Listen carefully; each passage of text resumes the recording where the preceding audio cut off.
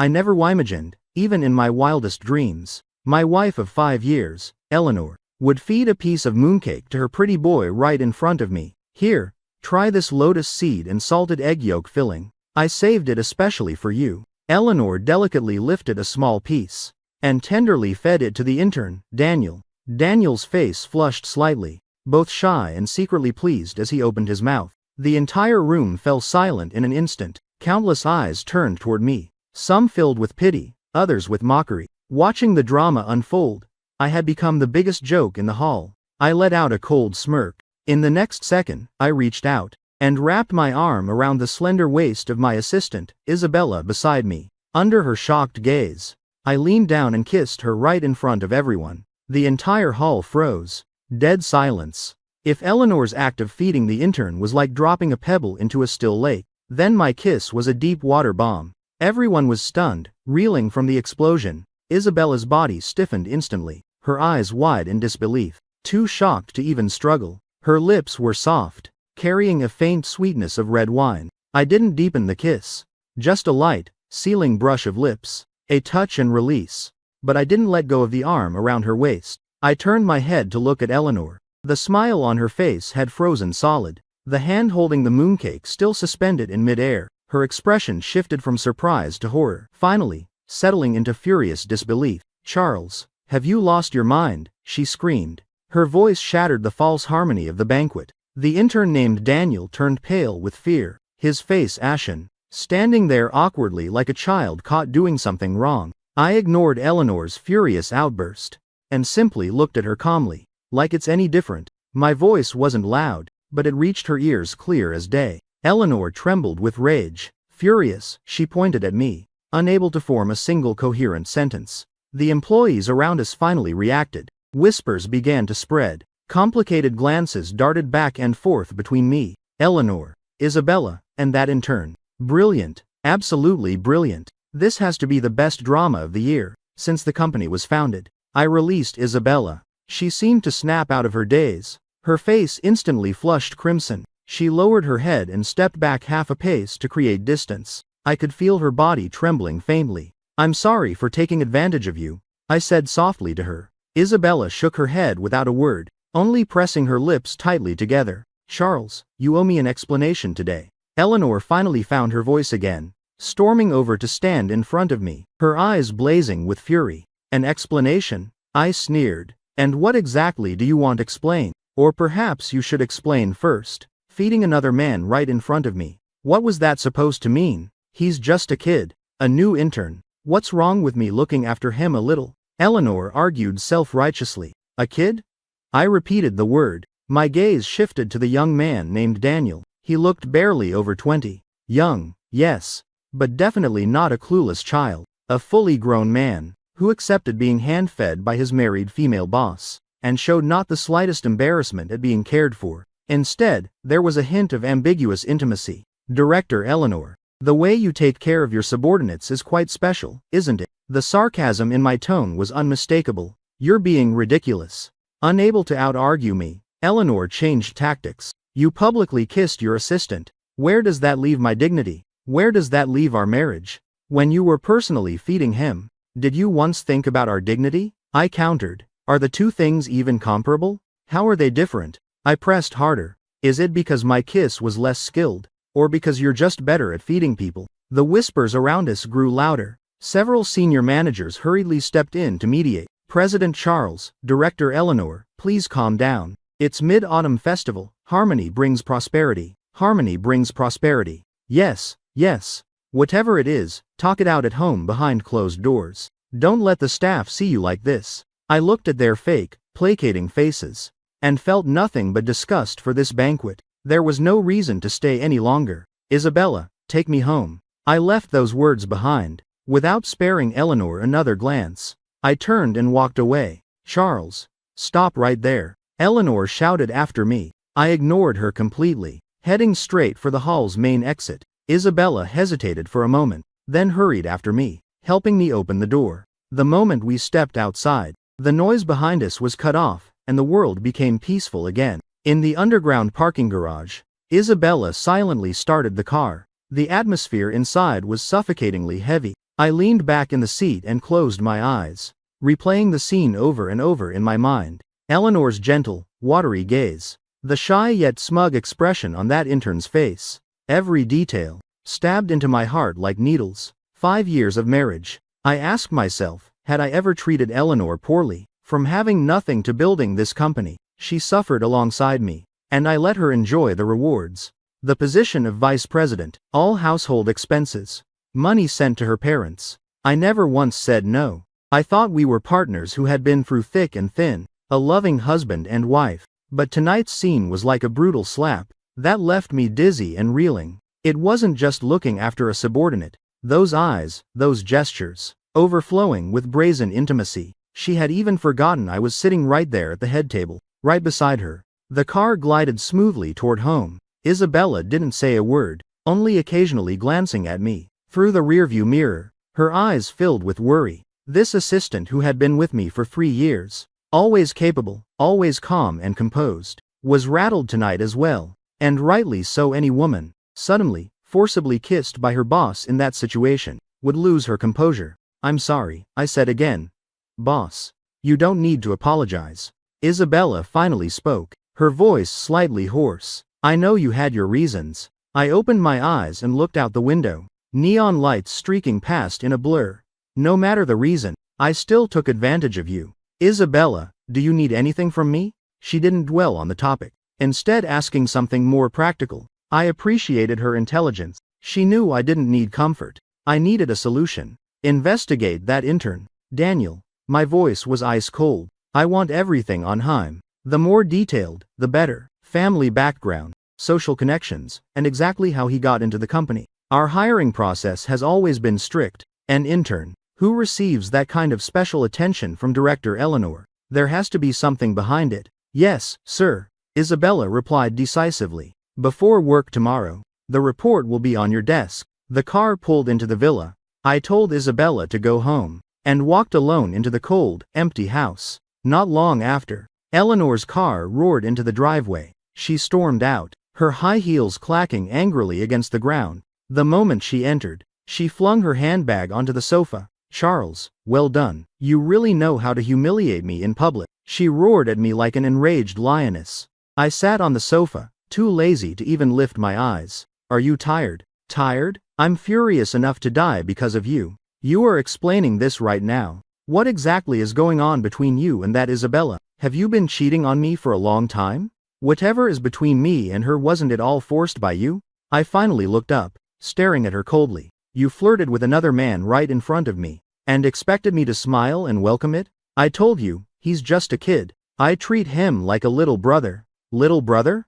I laughed. Which little brother needs you to feed him by hand? Eleanor, who do you think you're fooling? Why are you so twisted? I just felt sorry for him alone in the big city during the festival. I was being kind. Is that so wrong? Is your reaction not a little over the top? She was still trying to justify herself, still trying to shift all the blame onto me. I looked at the face that once made my heart race. Now it only seemed strange, ridiculous, and pathetic. With hundreds of employees in the company, plenty are more pitiful than him. Why don't I see you feeding each of them personally? Eleanor was speechless, her face flushing with anger. Fine, I don't want to argue with you. I stood up, wearily rubbing my temples. I'm tired. Tonight, I'll sleep in the study. With that, I turned and headed upstairs. Charles, stop right there. Eleanor refused to let it go and chased after me, grabbing my arm. You're not sleeping in the study. Explain yourself. Have you been wanting to leave me for a long time? Was tonight just an excuse? Her nails dug into my flesh. It hurt. I forcefully shook her off. Eleanor, stop being unreasonable. Who's really trying to do what here? You know perfectly well. I looked her in the eye and said word by word, don't treat me like a fool. With that, I gave her no further chance to cling, walking straight into the study, and locking the door behind me. From outside came Eleanor's furious pounding and cursing. I ignored it all, walking to the window and lighting a cigarette. In the swirling smoke, my heart gradually cooled and hardened. Some cracks, once they appear, can never be mended. Tonight was destined to be sleepless. Early the next morning, I arrived at the office half an hour early. A neat craft paper folder was waiting on my desk. Isabella's style. Efficient, precise, never superfluous.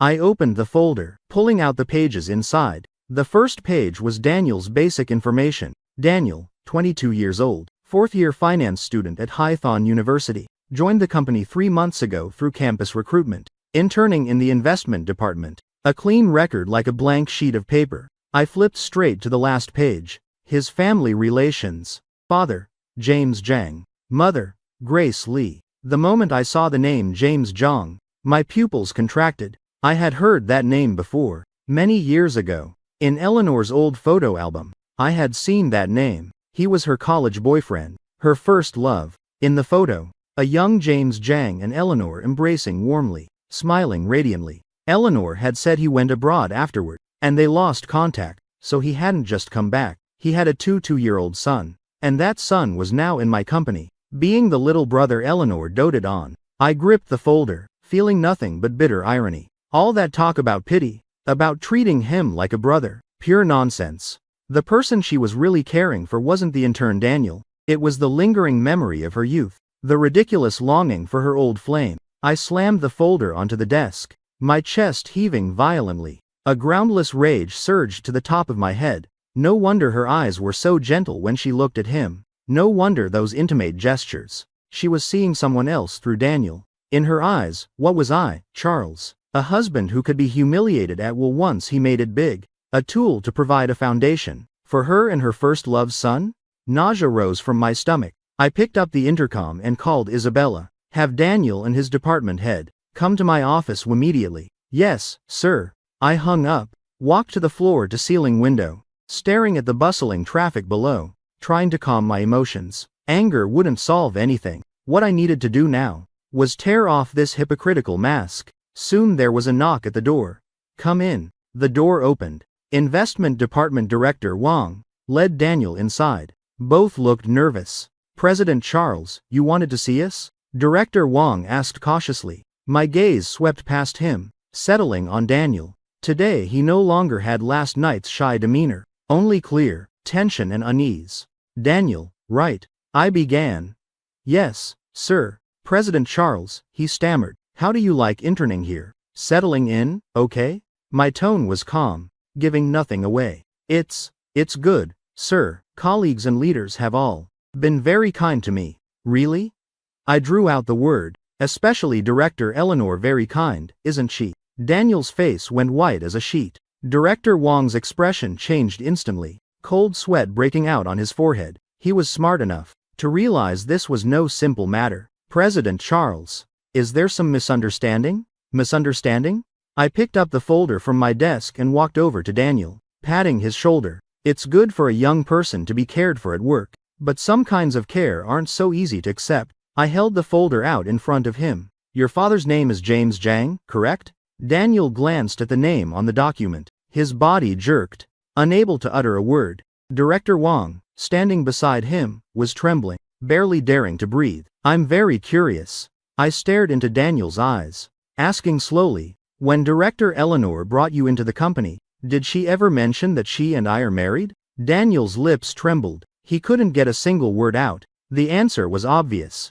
At that exact moment, the office door was violently pushed open. Eleanor burst in. She had clearly heard the news and rushed straight here, her hair slightly disheveled. Charles, what do you think you're doing? Seeing the scene in the room, she immediately pulled Daniel behind her protectively, like a mother hen guarding her chick. Why take your anger out on a child? If you have a problem, come at me. I looked at her protective stance and laughed, a cold, chilling laugh. Come at you? Fine. I raised the folder in my hand. Director Eleanor, why don't you explain first why the son of James Zhang is working at our company? And don't give me that pity or little brother nonsense anymore. Eleanor's face changed the moment she saw the folder. She hadn't expected me to uncover Daniel's background so quickly. A flash of panic crossed her eyes, but it was quickly replaced by stubborn defiance. So what if he is? She lifted her chin defiantly. James Zhang was my classmate. His son came to intern at our company. Is it wrong for me to show a little concern as an elder? Classmate. I repeated the word with heavy implication. Eleanor, we've been married 5 years. Which classmate of yours have I never met? Should I pull out your old photo album? So everyone can reminisce together. and see just who this classmate really is. My words struck like a knife, right into her weak spot. Eleanor's face cycled from red to white to green, a spectacular sight. Daniel, behind her, was so scared he could barely stand. Director Wong from investment wished he could turn invisible on the spot. Only now did he realize what kind of mess he had been dragged into. Charles, don't go too far. Eleanor, mortified and furious. This is the company, not your house. Don't bring personal matters here and make a scene. Personal matters? I stepped closer, cornering her, speaking low enough for only us to hear. You brought your ex's son into the company, flirted with him every day, and fed him in front of everyone. And now, you tell me it's personal? I didn't. Eleanor denied instinctively, but her voice had lost its confidence. Do you dare say, when you look at him, you're not thinking of his father? Every word was a nail, driven hard into her heart. Eleanor's body swayed, her lips bloodless. I had hit the bullseye. All her disguises and excuses crumbled before the truth. Enough, she suddenly shrieked like a cat whose tail had been stepped on. Even if I do think of him, so what? It's all in the past. Do you find it fun clinging to it? Charles, can you act like an adult for once? She actually turned it around and accused me of being immature. I laughed from sheer anger. Whether I'm mature or not is not for you to judge. I dropped the smile, looking at her emotionlessly. Now, let's talk business. My gaze shifted to the trembling Director Wong and Daniel. Director Wong, company regulations. Regarding recruitment and conflict of interest avoidance, for relatives or close relations. You're very familiar with them, I assume? Yes, sir. Director Wong was sweating bullets. Good. Then tell me, Director Eleanor abusing her authority to place someone with special connections to her in the company, and concealing it without reporting. Does that count as a serious violation? Director Wong's face looked worse than if he were crying. He glanced at me, then at Eleanor, not daring to utter a word. Let me answer for you. I spared him the torment. It does. And it's a serious one. I gave Daniel one last glance, and said to him, as of this moment, you are fired. Pack your things. Leave the company immediately. You can't do that. Eleanor screamed, once again shielding Daniel behind her. He's just an intern. He doesn't know anything. Doesn't know anything?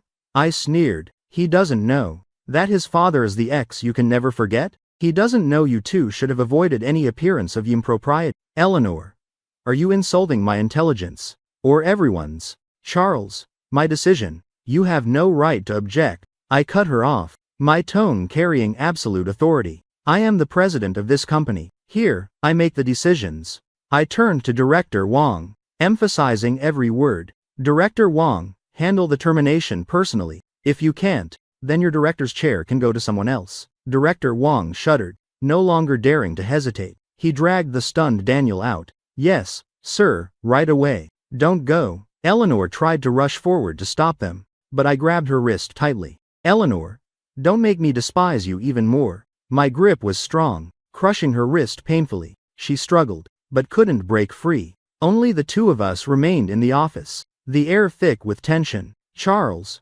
do you really have to take it this far? Eleanor's eyes were red, her voice beginning to break. She was pulling out the emotional card. Take it this far? From the day you brought Daniel into the company, it was destined to end badly. For an outsider, you're willing to destroy 5 years of marriage? Outsider? I released her wrist, stepping back, keeping distance.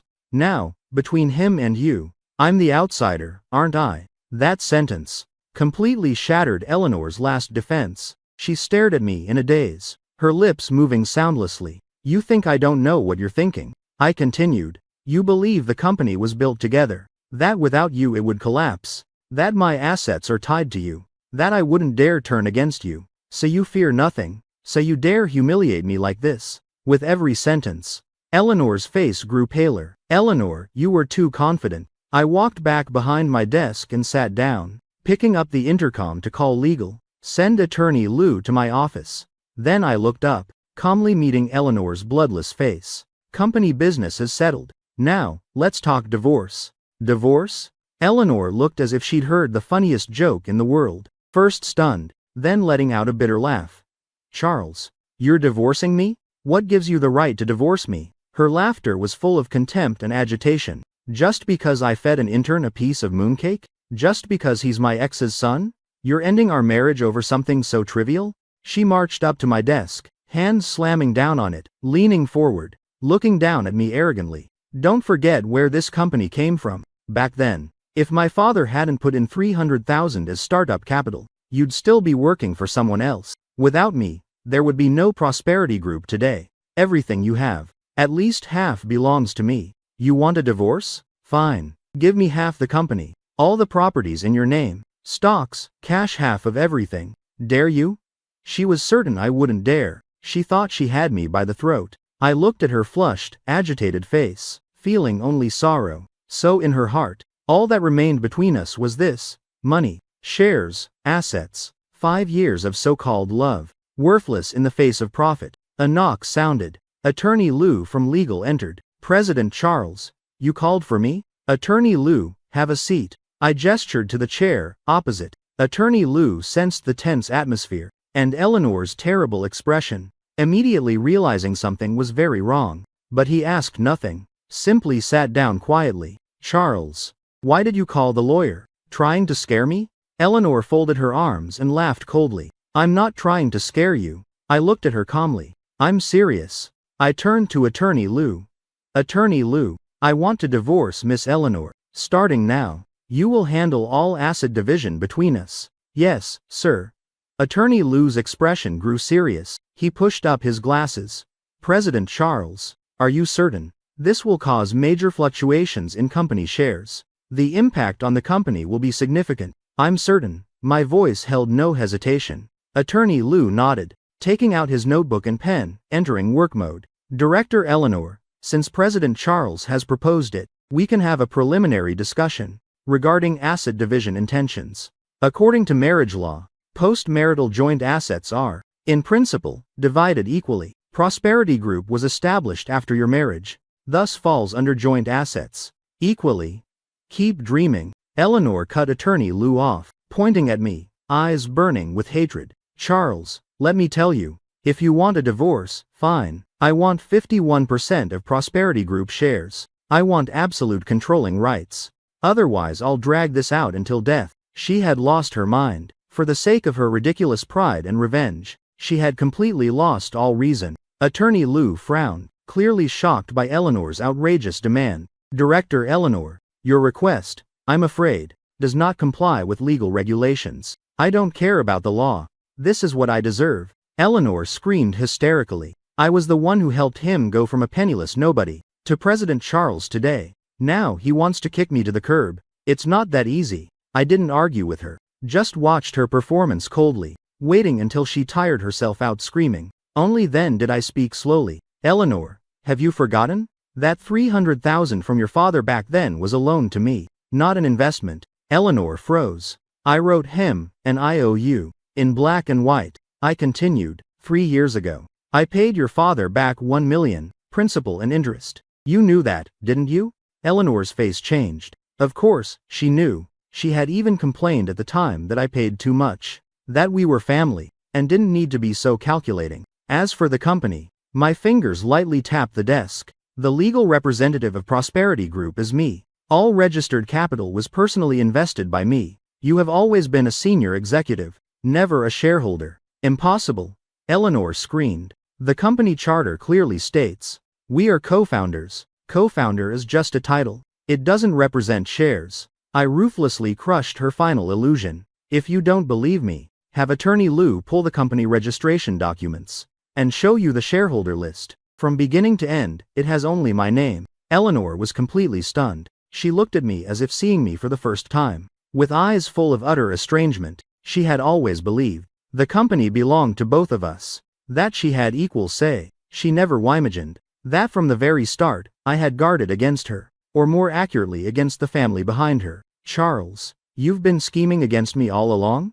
Her voice trembled, filled with the pain of betrayal. I wasn't scheming against you. I was only protecting what was mine. I corrected her, just like you, always bringing up your father's money from back then, using it as leverage over me, weren't you? Between us, trust was gone long ago. Both of us kept a way out. How tragic. Attorney Lou spoke at the right moment. Director Eleanor, if that's the case, the situation is quite clear. Prosperity Group, Is President Charles's premarital asset transformed? In terms of division, you, I'm afraid, have no claim to ownership. No, impossible. Eleanor stumbled back 2 steps in a daze, collapsing onto the sofa behind her. Her greatest support had crumbled in an instant. As for the houses, cars, and joint savings after marriage, I looked at her ashen face, and continued. Those can be divided equally. According to law, I have 3 properties in my name. You may choose one. Additionally, I'll give you an extra $10 million in cash as compensation. In terms of asset division, I wasn't going to destroy her completely. After all, we had been husband and wife, but Eleanor clearly didn't see it that way. She took it as an insult.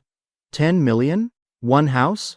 Charles, are you begging a beggar? She snapped her head up, eyes blazing with hatred. I gave you 5 years of my youth. I was going to bear your children.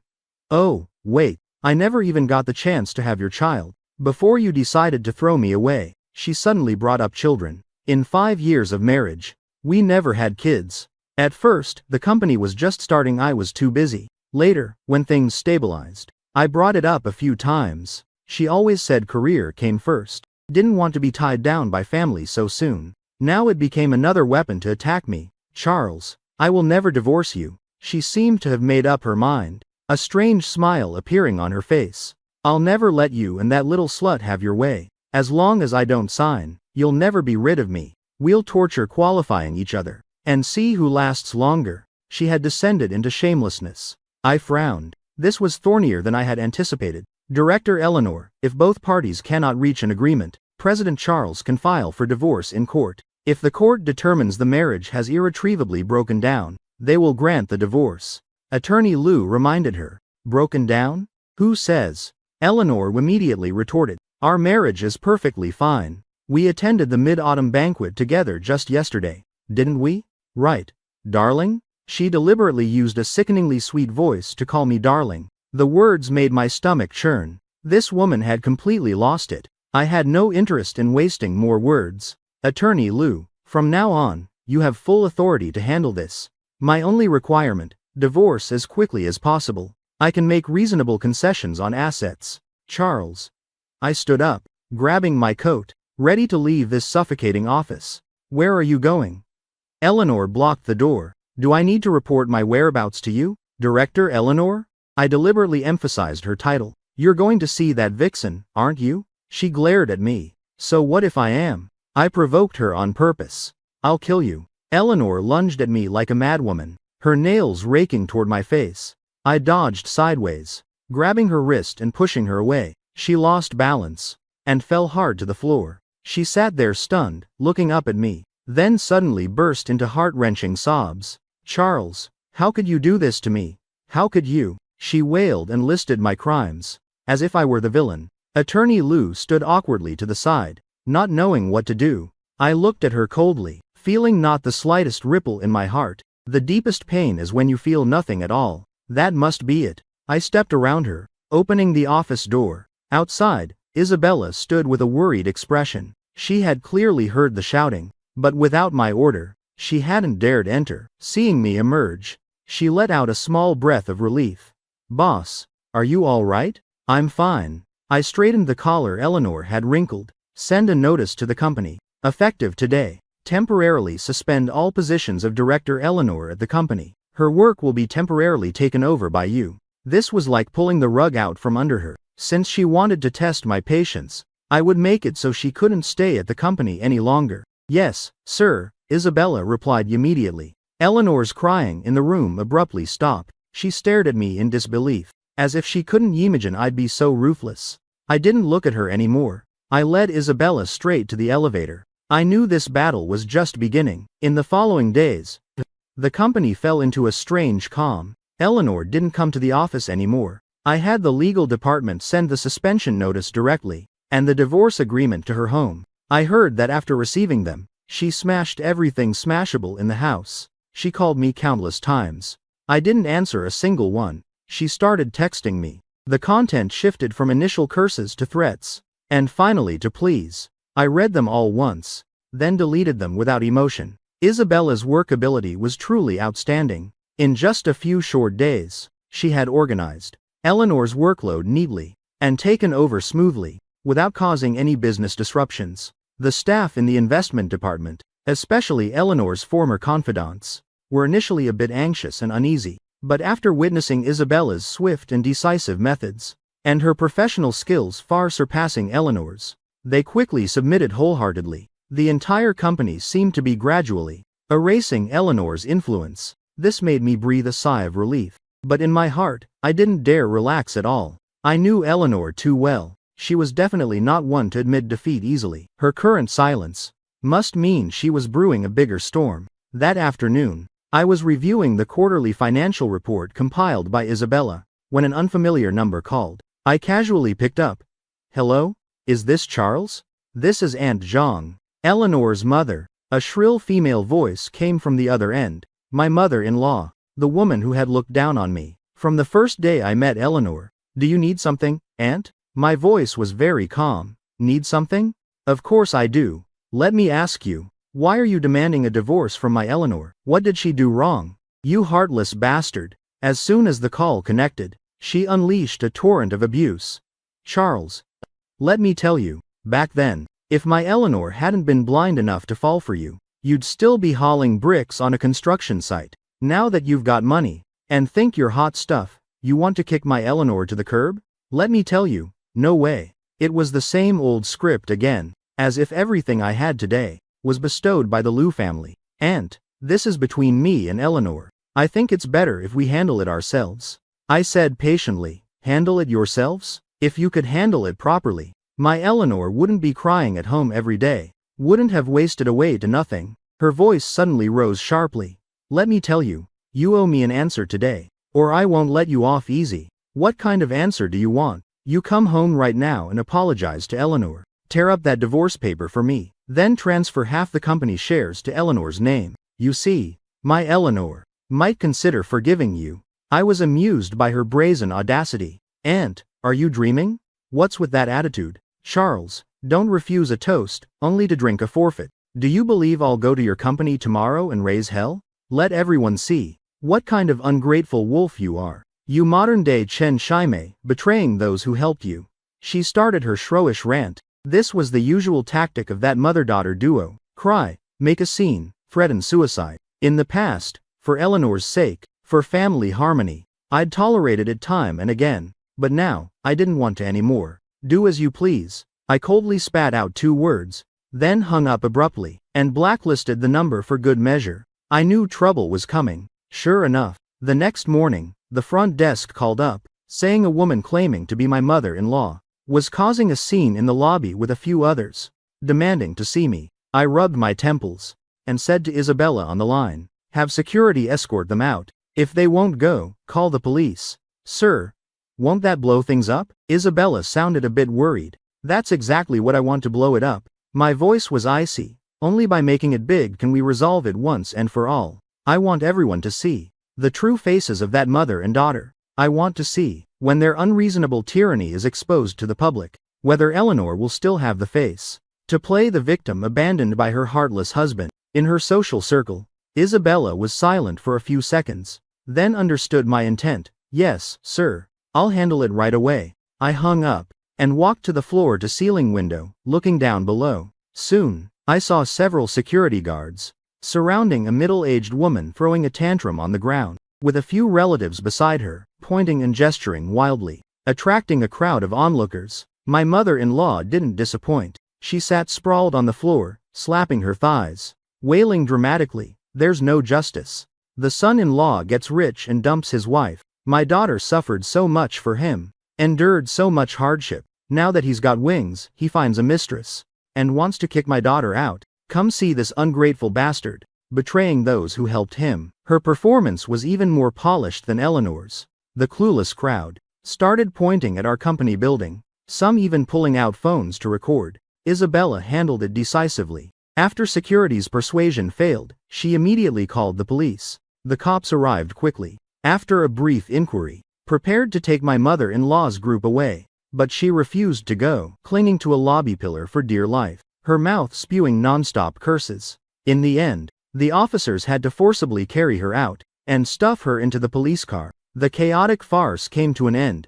But the online storm was just beginning. Someone unknown who had uploaded the video online with a sensational caption, "Shocking. Prosperity Group's CEO gets rich and dumps his loyal wife, forces her out for his mistress. Mother-in-law seeks justice at the door, instead gets beaten by security and arrested." The video spread like wildfire. The comments were flooded with curses against me. Men turn bad when they get money. Pity the loyal wife who suffered with him, only to end up like this. That mistress is too arrogant, daring to have the real wife's mother arrested. Boycott Prosperity Group. Let that adulterous couple's company go bankrupt. Public opinion was entirely one-sided. The company's PR phone rang off the hook. Stock prices started dipping slightly. Eleanor's move was vicious enough. She wanted to crush me with public opinion, force me to submit. Isabella knocked and entered, her face grave. "Sir, online sentiment is extremely against us right now. PR is under huge pressure. They're asking if we want to issue a response."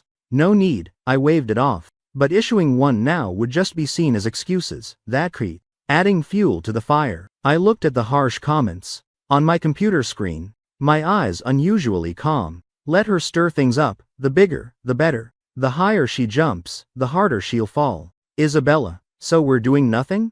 "No." I looked up at Isabella. "Help me with one thing." "Sir, just say it. Get me the recent bank statements for Eleanor and her mother, that is, the account details for Rose Zhang. Additionally, help me contact the best litigation lawyers for defamation. Since she wants to play, I'll play to the end with her. She uses public opinion as a weapon. I'll use the law as mine. I don't just want a divorce. I want her and that mother of hers to pay for what they've done today." Isabella saw the chill in my eyes, understood my resolve, and nodded firmly. "I'll get on it right away." She turned and left, her back resolute and determined. I watched her retreating figure, for the first time feeling something different stir in my heart. This woman seemed to always understand my intentions, always standing firmly by my side. When I was abandoned by all, she was the only one I could trust. My phone buzzed once. It was a text from Eleanor. "Charles, see that? This is what happens when you cross me. I advise you to come beg me soon, or I have even nastier moves waiting for you. I'll ruin your reputation and leave you penniless." Attached behind was a selfie of her and her mother at the police station gate, both wearing victorious smiles. I looked at the photo and slowly smiled. "Penniless? Eleanor, you don't understand me at all. You're overestimating yourself. The real show is just starting." The incident of Rose Zhang causing chaos at the company continued to ferment online. Pushed by those with ulterior motives, all sorts of fabricated rumors piled up. I was turned into a typical modern-day Chen Shimei, and Isabella became the mistress everyone wanted to beat. The company's stock price was affected. Some partners called, hinting at concerns. Eleanor's goal was half achieved. She had successfully created major trouble for me. She thought I'd be scrambling, that I'd bow and beg. But I did nothing. I even ordered PR to forbid anyone from posting responses online, in the company's or my name. I was like an outsider, coldly watching the drama unfold. My silence seemed guilty to outsiders, and to Eleanor, a sign of desperation. She grew even more smug and arrogant. She started accepting exclusive interviews from media outlets, crying and listing my crimes before the cameras. She portrayed me as someone who rose thanks to her father's connection, then turned ungrateful once successful. She painted herself as the perfect, enduring wife who sacrificed everything for the family, only to be cruelly discarded. Her act was seamless, earning waves of sympathy. My mother-in-law Rose Zhang became an internet sensation too. She live-streamed daily on short video platforms, lovered action, recounting her daughter's tragedy, cursing me as heartless. For a time, the mother-daughter duo was everywhere. Isabella placed the latest public opinion reports on my desk every day, her face growing graver. "Sir, things are getting worse. Now, some clients are suggesting pauses in cooperation. If this continues, it'll shake the company's foundation. Don't rush." I flipped through those ugly articles, base, a smile on my face. The fish is about to bite. "Sir, you mean?" Isabella looked puzzled. "Look," I pointed to one article. "In this interview, Eleanor says she gave up her dreams to support my career, willingly becoming the woman behind me. She even claims during the company's early days, she sold her jewelry to fund operations. That's not true." Isabella immediately refuted. In the early days, Director Eleanor did work hard, but she only handled admin and HR. The core business and tech were all on your shoulders alone, and selling jewelry. I've never heard of that. I know it's not true. I smiled. But the netizens believe it. I pointed to another document. This is a transcript of Rose Zhang's livestream. Look, she says she gave all her retirement savings to support me back then. And now, her ungrateful son-in-law is kicking her out. But that money from her, didn't you pay it back with interest long ago? Isabella's brows furrowed tighter. She nodded at me. So the more lies they tell, the more loopholes they leave. The higher they build their noble image, the harder the fall. Isabella, I get it. Isabella had a realization. You're waiting for the right moment. A moment to strike a fatal blow. Smart. I gave her an approving look. Go on, tell the lawyers you contacted to be ready, prepared to sue at any time. Additionally, any results on the bank statements I asked you to check? Yes. Isabella immediately pulled several sheets from the file and handed them to me. These are Director Eleanor's bank statements for the last 3 years, and her mother Rose Zhang's. We discovered that every month, Director Eleanor transfers a sum to Rose Zhang's account. The amounts vary from 30,000 to 50,000. Additionally, under Rose Zhang's name, besides the 1 million you repaid her, there are over 2 million in deposits of unknown origin. Unknown origin? I took the statements and examined them closely. Soon, I spotted something interesting. Most of Rose Zhang's over 2 million in mysterious deposits were transferred from an account belonging to Victor Liu. Victor Liu N. Eleanor's brother, my brother-in-law, a good-for-nothing loafer, over 30 and still accomplishing nothing, a giant baby relying on family handouts. Every month, through Eleanor, I'd give him living expenses. But clearly, he wasn't satisfied with that. I checked Eleanor's expenses again. Sure enough, among her expenditures, I found many large payments labeled as project advances, or supplier payments. And the recipients were shell companies I'd never heard of. The legal representatives of these shells, after layers of digging, all pointed back to one person, Victor Liu. The truth was laid bare. Eleanor had been abusing her position, colluding with her brother and mother, embezzling company assets for years. The amount was at least over 10 million. I held those statements, my hands shaking with rage. I had thought Eleanor only betrayed me emotionally. I never imagined she'd been scheming from the start, treating me and the company as their family's ATM. 5 years of marriage were just a joke in her eyes. I closed my eyes, took a deep breath, then opened them. My gaze was now bone-chillingly cold. Isabella, sir, take all this evidence to the lawyers. Tell them I want to sue Eleanor and Victor Liu for embezzlement using their positions, and Rose Zhang for illegal possession of assets. I want them to spit out every penny they took, and face legal punishment for their actions. Yes. Isabella's eyes lit up. She clearly felt outraged by these people's shamelessness too. Additionally, I added, gather all the evidence we have, including Eleanor's relationship with Daniel, the falsified accounts she created, the video of Rose Zhang causing chaos, and the lawyer's letter for the upcoming lawsuit. Compile it into a complete dossier. Contact all our media partners. Release it network-wide at 10 a.m. tomorrow. She likes playing opinion wars, right? Then I'll show her what a real opinion war looks like. I want everyone to see the ugly faces of their whole family. I want to turn her from a sympathetic victim into a husband-betraying embezzler, a pre-trial prisoner. I want her ruined. Yes, sir. Isabella nodded firmly, and immediately turned to execute. I was left alone in the office. I picked up my phone and opened Eleanor's smug text. I'll ruin your reputation and leave you penniless. I sneered and replied with 2 words, bring it. Then I called Attorney Liu. Attorney Liu, for the divorce suit, no more concessions. My demand is Eleanor leaves with nothing. Since she's heartless, don't blame me for being merciless. This battle ends now. At exactly 10 a.m. the next morning, a meticulously planned opinion storm swept the internet. Prosperity Group's official account, and dozens of major media outlets, simultaneously posted a long article titled, Clarification and Statement on Recent False Online Rumors. The article was logical and clear, with solid evidence, like a sharp scalpel, dissecting the layers of lies woven by Eleanor and her mother, exposing the rotten core. The first part struck at the heart. It directly named the trigger for the breakdown of my marriage to Eleanor. her ambiguous actions. With intern Daniel at the Mid-Autumn Company banquet. It also attached surveillance photos from that night's event. Though the images were a bit blurry, the scene of Eleanor hand-feeding Daniel, and their brazen intimacy, was crystal clear.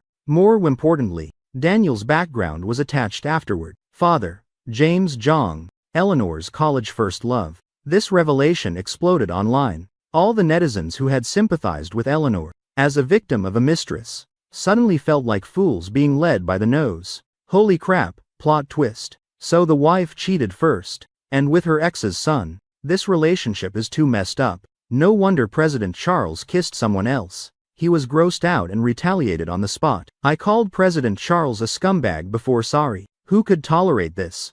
Public opinion reversed in an instant. If that was just the opener, the second part was the real killer blow. The article detailed how Eleanor had, over time, set up shell companies using her position, falsified project contracts, and embezzled company assets. Crimes, totaling 12 million yuan. Each item was backed by clear bank statements and transfer histories. And the money ultimately flowed to her brother, Victor Liu, and her mother, Rose Zhang. The article also attached a police report from Prosperity Group filing a case with Public Security, already under investigation, as well as the civil lawsuit filed in court against Eleanor, Victor Liu, and Rose Zhang. This blew everyone away. If emotional betrayal was a moral issue, embezzlement was outright crime. My God, 12 million. This woman's heart is pitch black, playing victim for sympathy on one hand, secretly siphoning her husband's company assets on the other. Her acting deserves an Oscar. Is the whole family vampires? Treating the son-in-law like an ATM. Support President Charles put the whole family in prison. The third part targeted Rose Zhang's company disruption and her online rumor mongering. The article attached full video of Rose Zhang's tantrum, cursing security, along with bank transfer proofs showing I had long repaid her 300,000 loan, plus 700,000 inches interest. It also included a lawyer's letter from top litigators, suing Rose Zhang for defamation, and the media that maliciously spread rumors. These three heavy punches, each one hitting flesh and bone. The netizens who had rallied behind Eleanor and her mother, now felt their faces slapped swollen. They angrily turned their spears, flooding Eleanor and Rose Zhang's social media and livestream rooms. Scammers.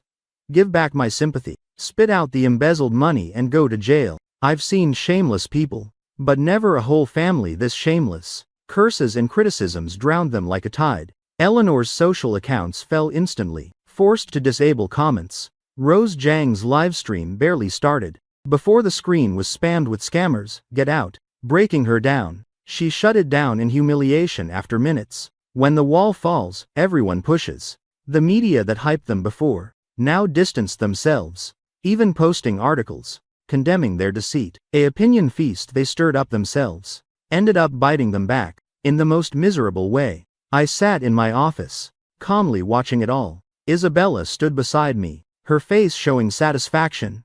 Sir, big win. This is just the beginning. I lifted my teacup and took a sip, announced to the team. Group-wide senior leadership meeting at 3 p.m. today. Yes. Isabella acknowledged, but then hesitated. Sir, there's something I'm not sure if I should mention. Go ahead. Director Wang just let Daniel go, but Daniel says he wants to see you once. He says it's why important. About Director Eleanor. Daniel? I frowned. This young man in the storm was like a pawn being used. My feelings toward him were complicated. Did he say what it is?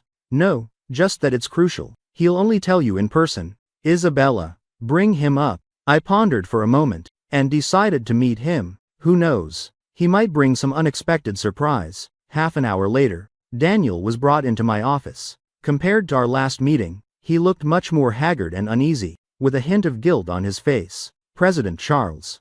As soon as he entered, he bowed deeply. I'm sorry, sir. Sorry for what? I looked at him. I shouldn't have, knowing Director Eleanor was your wife. And still, he lowered his head, his voice full of regret. I was possessed. It's too late for that now. My voice remained calm. I know. He looked up, his eyes resolute. I know I was wrong. I'm ready to face the consequences. I came to see you today, to tell you something. Something about Director Eleanor, and a secret involving a key client of our company. A key client? My heart stirred. Yes. Daniel pulled a recording pen from his bag and placed it on my desk. This is from a few days ago. A call between director Eleanor and me. She thought you'd be cornered by public opinion, so she got cocky and let slip. I picked up the pen and pressed play. Inside, Eleanor and Daniel's conversation soon played. Eleanor's voice was full of smug malice. That idiot Charles still thinks I'm just making noise. Let me tell you, this is just the appetizer. The real ace is still up my sleeve. Once public opinion ruins his name completely, I'll contact President Henry of Vast Horizon Group. I've still got a trump card in hand. What's the trump card, Eleanor? That was Daniel's voice. You think Vast Horizon Group became our biggest client? Why? Contributing nearly $100 million in profits yearly. It's because my relationship with President Henry isn't normal. Back then, to land this client, I paid a huge price. Charles still doesn't know his success today is thanks to me convincing President Henry. As long as I spill this and tell old Henry's wife, guess what? To hush it up, will he immediately cancel the contract with Prosperity? Then the stock plummets, and Charles is done for. Ha. The recording stopped there. My office fell into deadly silence. I gripped the recording pen tightly, veins bulging on the back of my hand. An indescribable chill and nausea surged from my soles to the top of my head. President Henry of Vast Horizon Group. I knew him, of course. Our company's biggest client, and the business senior I respected most. Back then, Eleanor did make the connection, allowing us to approach Vast Horizon. I'd always thought our products and proposals won over President Henry. I never imagined it was such a filthy transaction behind it. So, the horns on my head weren't just one, and they'd been there for a long time. The career I was so proud of, the empire I built with sweat, was founded on my wife selling her body. What bitter irony. What utter humiliation. Pff, I couldn't hold it, spewing a mouthful of blood, staining the documents before me red. Sir! Isabella's scream pulled me back from the endless darkness. She rushed over, fumbling for tissues to wipe the blood from my mouth. Her voice choked. Are you okay? I'll call an ambulance right now. No need. I waved her off. The physical wound was nothing compared to the one in my heart. I leaned back in the chair, feeling all strength drained. So the greatest insult wasn't that mooncake at the banquet. It was the success I prided myself on, being rotten at the roots.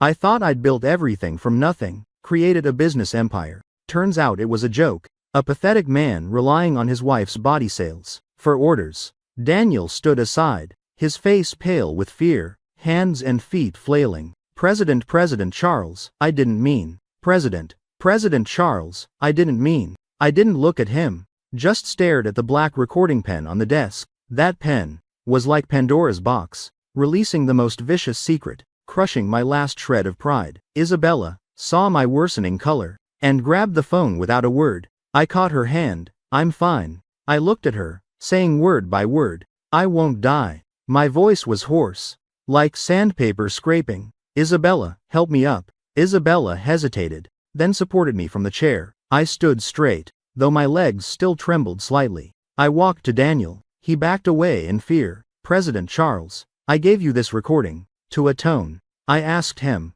I just feel you shouldn't be deceived like this. Daniel lowered his head. Director Eleanor.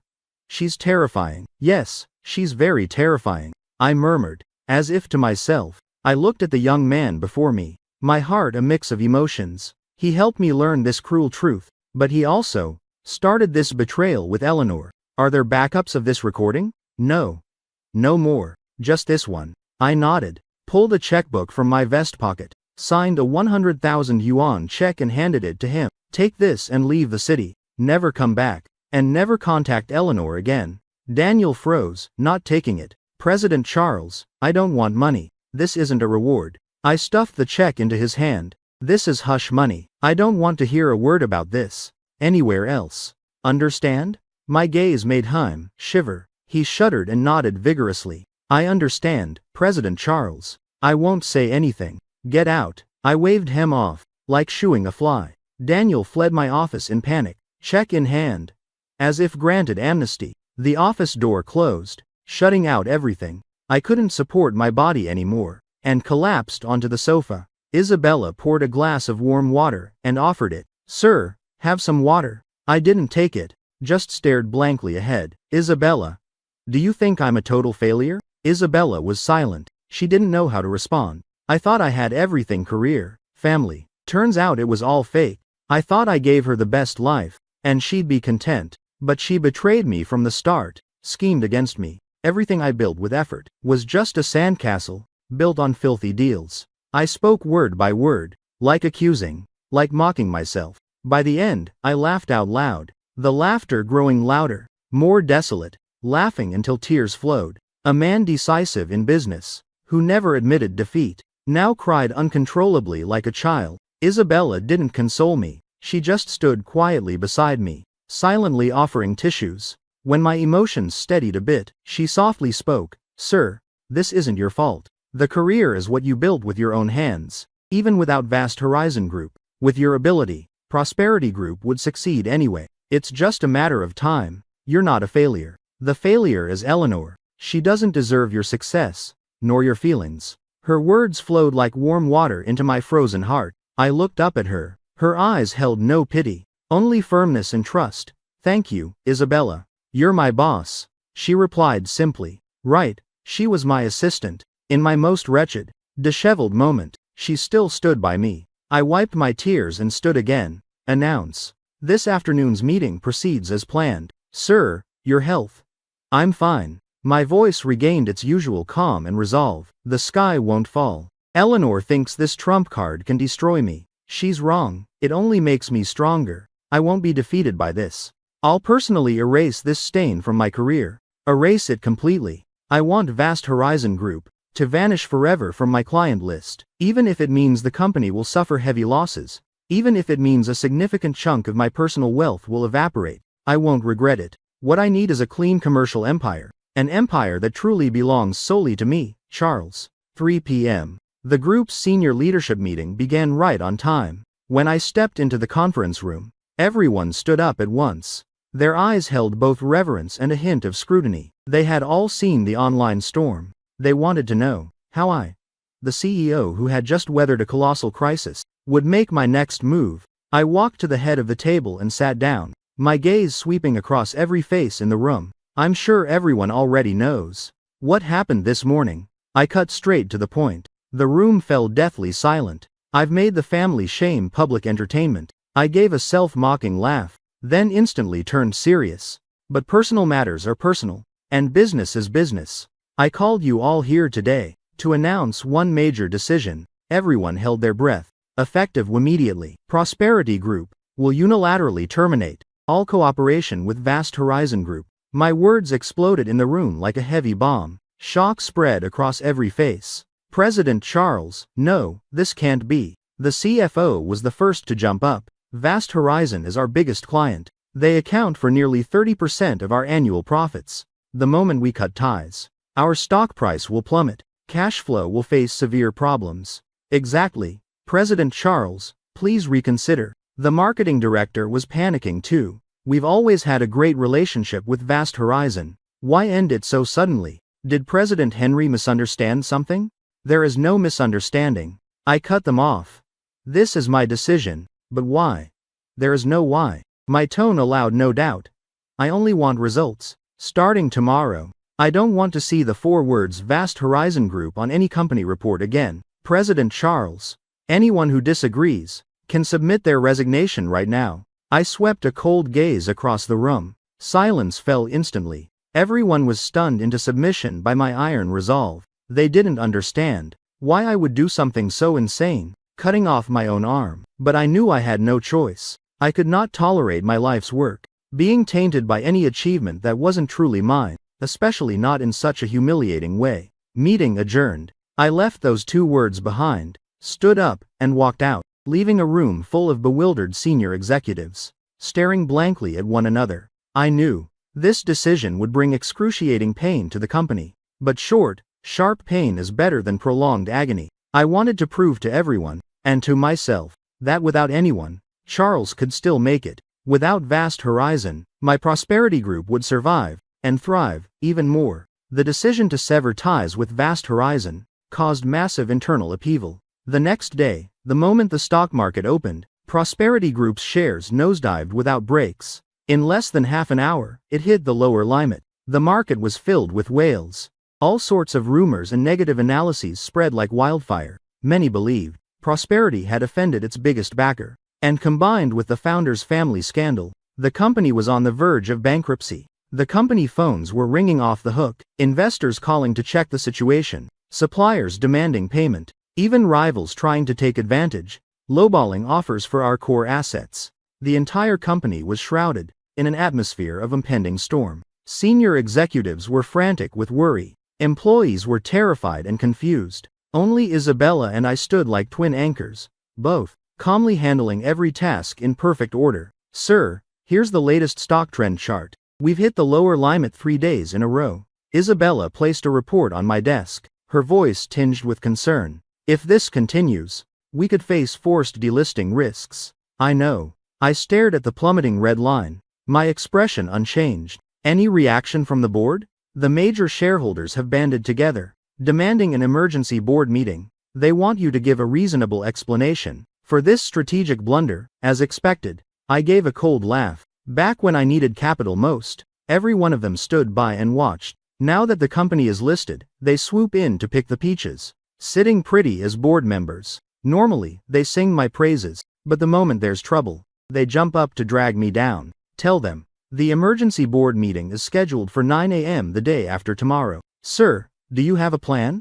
Isabella couldn't help asking. When the enemy comes, the general blocks. When the water rises, the dam holds. I looked up at her and asked in return, are you scared? I'm not scared. Isabella shook her head, her eyes resolute. I believe in you. Her trust was like a ray of light, piercing the darkness in my heart. Good, I nodded. Help me prepare a valuation report on the company's core technology patents and the business plans for the new projects we're developing. At the board meeting the day after tomorrow, I want to give them a little surprise. Yes, sir. Isabella turned and left. My phone rang. An unknown number. I answered. Charles. On the other end came a deep, authoritative male voice. It was President Henry of Vast Horizon Group. He finally couldn't sit still. President Henry, what advice do you have? My tone was perfectly calm. Advice? Hardly. There was a trace of displeasure in President Henry's voice, barely concealed. I just want to know what President Charles means by unilaterally tearing up our contracts and ending all cooperation. Did Vast Horizon offend you, somehow? You're overthinking it, President Henry. I replied coolly. This is merely an internal strategic adjustment on our side. It has nothing to do with your company. Strategic adjustment? President Henry gave a cold laugh. Charles, honest men don't speak in riddles. Making such a huge scene, crashing your own stock price, causing chaos everywhere, just for a strategic adjustment? Do you think I believe that? Believe it or not, that's up to you. Charles. President Henry barked. I've always thought highly of you, treated you like a friend across generations. When your company hit trouble, I never kicked you while you were down, and now you stab me in the back? Is that honorable? Honor? I repeated the word, finding it bitterly ironic. President Henry, between us, is the word honor really appropriate? Silence fell on the other end. He clearly understood the why implication, knew that I knew something, and probed. If you don't want others to know, don't do it in the first place. I answered coldly. Another long silence. I could picture how ugly President Henry's face must be right now. He thought that affair would stay buried forever. Charles, that was something Eleanor did willingly. It had nothing to do with me. After a long pause, he finally spoke, trying to distance himself. Is that so? I sneered. A startup founder desperate for orders, and a tycoon holding 100 to million contracts. President Henry, you're telling me it was voluntary? I have no interest in digging up the past. My voice was ice. I called only to inform you of one thing. What? The filthy business between you and my wife. I have it all recorded. If you want your wife, your competitors, the whole world to hear it, I don't mind making it public. You dare threaten me? President Henry's voice instantly turned furious. This isn't a threat, it's a notification. I said word by word.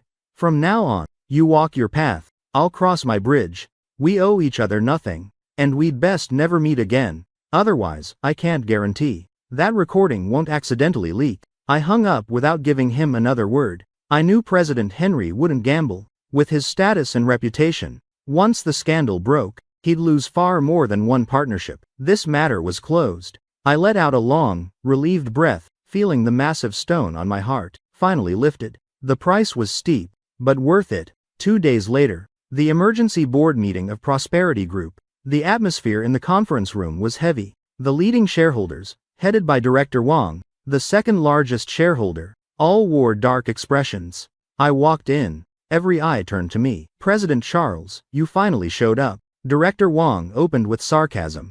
Don't you owe us an explanation? Why, at the company's most difficult moment, did you decide to terminate cooperation with Vast Horizon, destroying our future with your own hands? Exactly, President Charles. Your decision was reckless. The stock price is crashing. Market value has evaporated by tens of billions. You must take responsibility for this mistake. Another shareholder chimed in. Take responsibility. How do you want me to take responsibility? I pulled out a chair and sat, glancing around the room. We demand you immediately resign as CEO. Resign to atone for this massive loss. Director Wang slammed the table, revealing his true colors. Resign?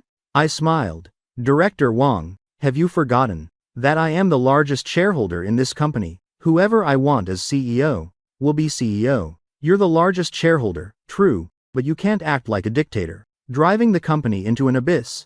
Director Wang spoke with righteous indignation. We shareholders have already discussed it. If you refuse to resign, we will band together and report you to the Securities Commission for harming company and shareholder interests. They were trying to force me out. They thought they had me by the throat, that they could oust me and carve up my empire. How naive. Finished.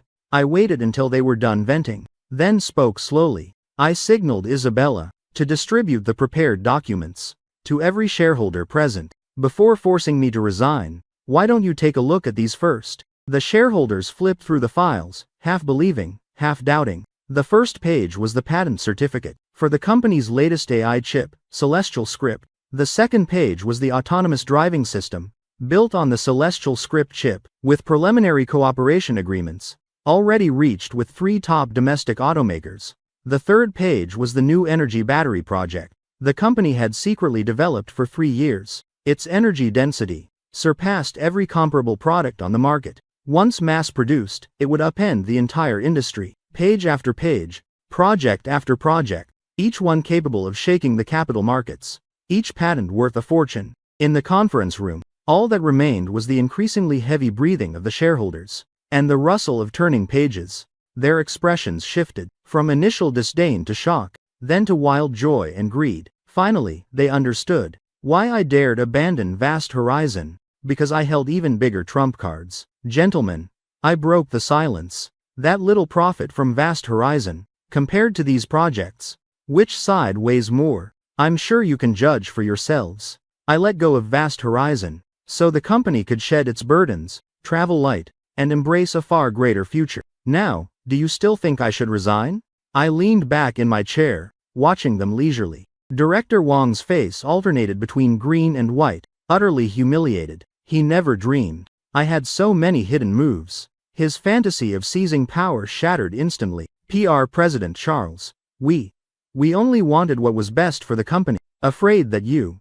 He stammered, trying to explain. Best for the company? I cut him off. Director Wang, shall I reveal to everyone how you've been secretly contacting headhunters to poach our core technical team? Director Wang's face went ashen. And you, Director Li, mortgaging your company shares for illegal loans. Should I have legal discuss that with you in detail? And Director Zhang. With every name I called, another face turned paler. I knew all their dirty little secrets by heart. I had simply bided my time, waiting for the perfect moment to catch them all. Now the moment had come. You are all company veterans. I originally wanted to spare you some dignity. My voice grew colder, but since you've thrown away your own face, don't blame me for being ruthless. Isabella, notify legal and the audit committee to thoroughly investigate these directors. Any act harming company interests will be taken to court. No mercy. Yes, sir. The shareholders slumped in their chairs, faces gray as ash. They knew they were finished. As for the shares you hold, I looked at them like they were already dead. I'll buy them all back, at a 20% premium over today's closing price. Will you step down with grace? Or shall I help you? This was the ultimatum. Director Wang and the others exchanged glances, seeing only despair in each other's eyes. They had no bargaining power left. I'll sell. Director Wang was the first to speak, his voice hoarse. Once one broke, the rest followed. Soon, every shareholder who had tried to force me out signed the share transfer agreements. A meticulously planned coup ended in my complete victory. From this day forward, Prosperity Group would truly become my kingdom alone. No one could obstruct my decisions anymore. After purging the parasites on the board, I gained full control of Prosperity Group. Next came the counterattack. I instructed Isabella to selectively release information about our ACE projects to the market. The moment the news dropped, the capital markets erupted. No one expected that Prosperity Group, once thought on the brink of collapse, had been hiding such terrifying strength. AI chips, autonomous driving, new energy batteries, every field was the hottest trend for the next decade. After days of hitting the lower limit, Prosperity Group's stock began a vengeful rebound. More than a dozen consecutive upper limit sessions, the share price soared, not only recovering all lost ground, but hitting all-time highs. The company's market value doubled. The analysts who had predicted our doom now unanimously praised Prosperity Group as the most valuable tech investment. Rivals who had circled like vultures could only watch and sigh. Retail investors who panic sold beat their chests in regret. I had turned the tables with a beautiful comeback, proving my strength to the world. Prosperity Group could thrive without anyone, and thrive even better. At the same time, the curtain fell on the Liu family. The charge of embezzlement using official positions was confirmed. Eleanor and her brother, Victor Liu, were arrested. A long prison sentence awaited them, due to the enormous sum involved. All assets under Eleanor's name, including the house and the 10 million in cash I once gave her, were frozen by the court. To compensate the company, she schemed and plotted her whole life, only to end up with nothing. A convict, how ironic. As for my former mother-in-law, Rose Zhang, she was sentenced to prison for illegal possession of property, though the sentence was suspended. Additionally, she was ordered to publicly apologize to me and Isabella for spreading malicious rumors and defamation, and pay compensation for emotional damage. When the verdict was announced, I heard she suffered a stroke at home, left half paralyzed, face twisted, unable to speak clearly. I wonder, on those quiet nights in her hospital bed, whether she ever regretted what she did. As for President Henry of Vast Horizon, the very next day after our call, he voluntarily ended all disputes with Prosperity, and paid a substantial contract breach penalty. He was scared. He didn't dare bet on whether I'd release the recording. The storm that began with a single mooncake finally came to an end. Everyone who betrayed me, who hurt me, had paid the price they deserved. I won. Decisively, beautifully. 1 month later, my divorce judgment was finalized. Eleanor and I were strangers from that day forward. The moment I stepped out of the courthouse, sunshine poured down. I looked up at the clear blue sky, feeling lighter than ever. Isabella was waiting in the car outside the gate. "Sir, all done?" "Yes." I slid into the passenger seat. "From today on, don't call me sir anymore." Isabella froze, her hands tightening on the wheel.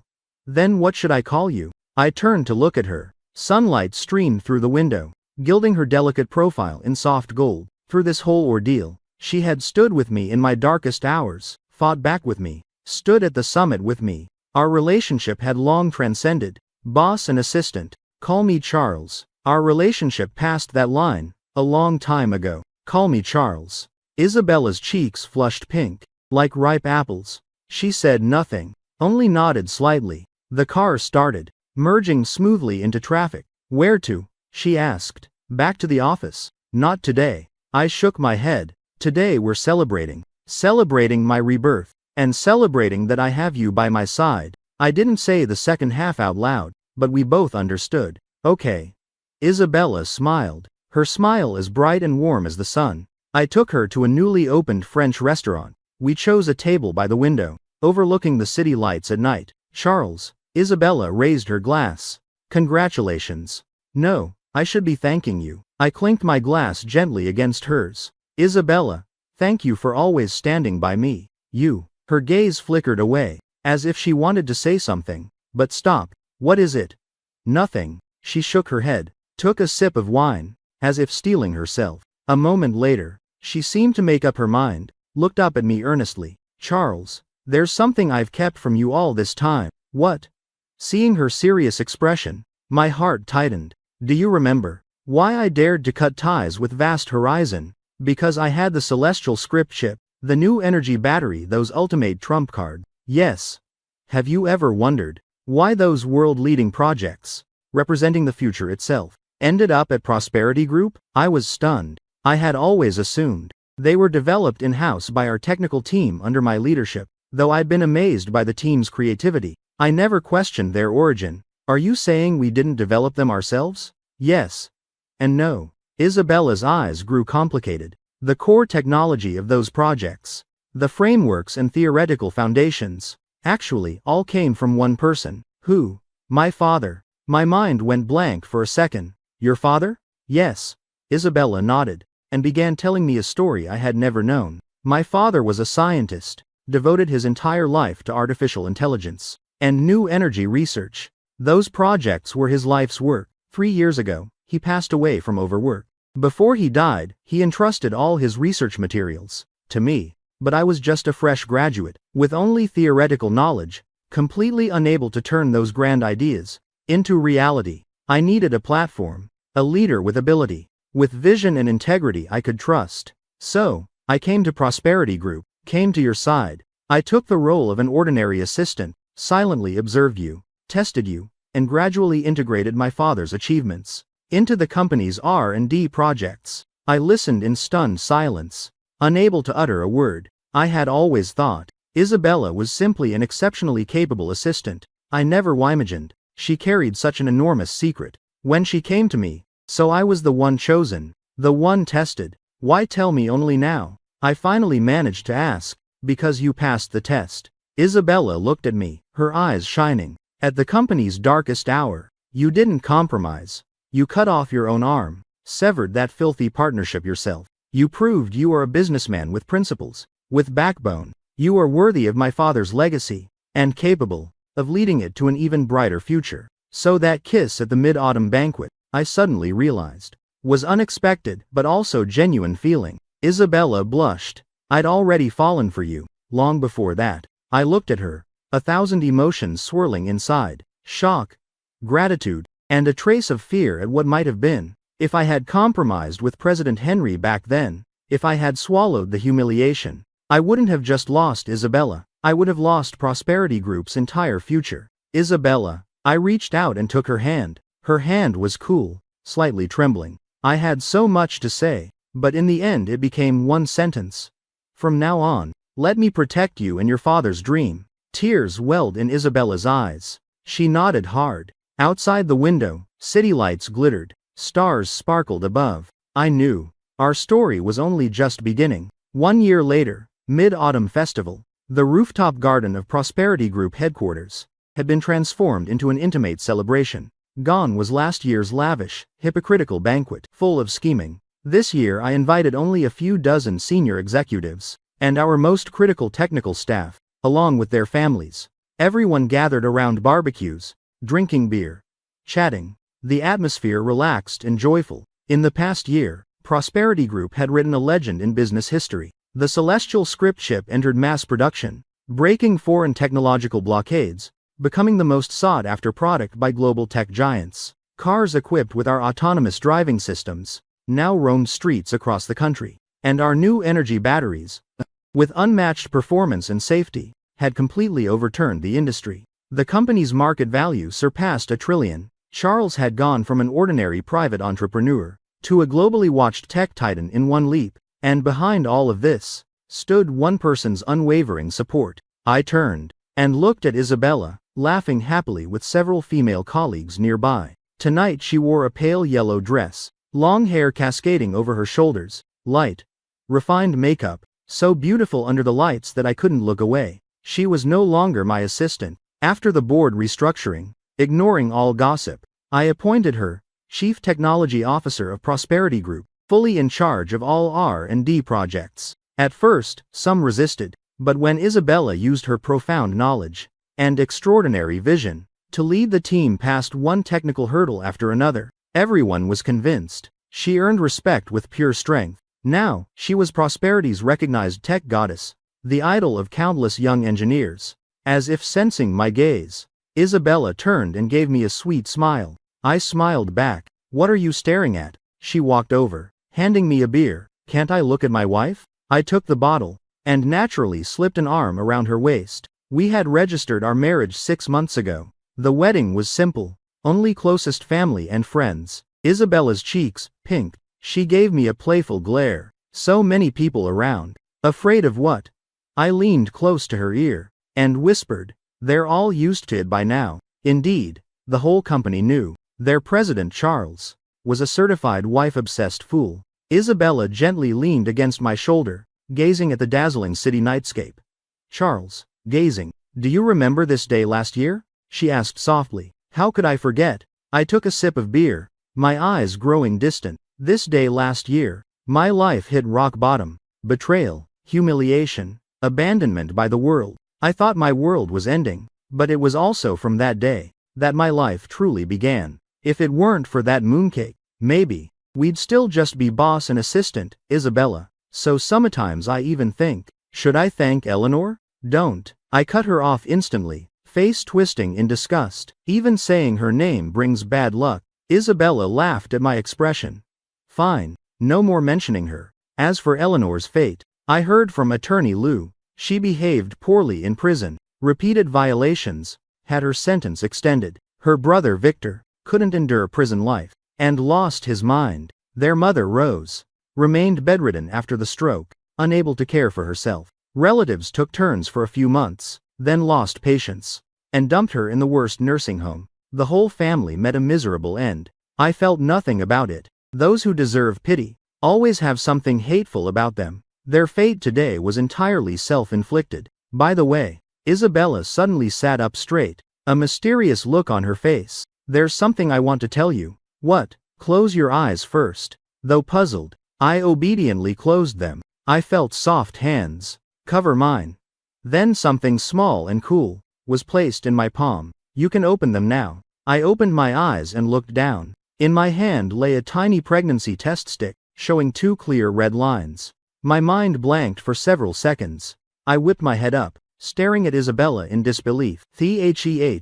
This, my voice actually shook. Isabella smiled and nodded, tears glistening in her eyes. Charles, you're going to be a father. Boom. A tidal wave of joy swallowed me whole in an instant. I pulled Isabella tightly into my arms, too overwhelmed to speak. I'm going to be a dad. Isabella and I are having our baby. This is amazing. This is amazing. I babbled incoherently, repeating the same words over and over. Colleagues nearby noticed the commotion and quickly gathered around. When they saw the test, the scene exploded with cheers and thunderous applause. Congratulations, President Charles. Congratulations, boss. Boss is mighty. Madam is mighty. Next year, Prosperity Group will have a little prince or princess. I held Isabella close, grinning like an idiot amid everyone's blessings.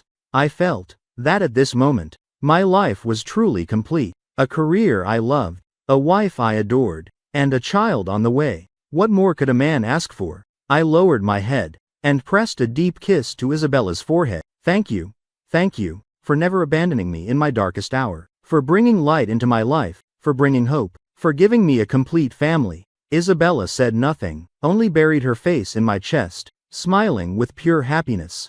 In the distance, a bright full moon hung high in the night sky. Last year's moon witnessed betrayal and endings.